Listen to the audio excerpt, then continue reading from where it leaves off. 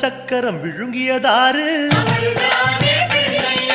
மயக்கம் நீக்கும் மருத்துவன் யாரு வாமதேவனாய் வருவது யாரு காமக்ரோதங்களை வெல்வது யாரு புஷ்டி நிறைந்த பிள்ளையும் யாரு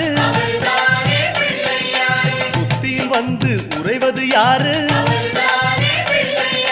திருமறை காட்டிய பிள்ளையும் யாரு அவரும் வாழ்வது எங்கே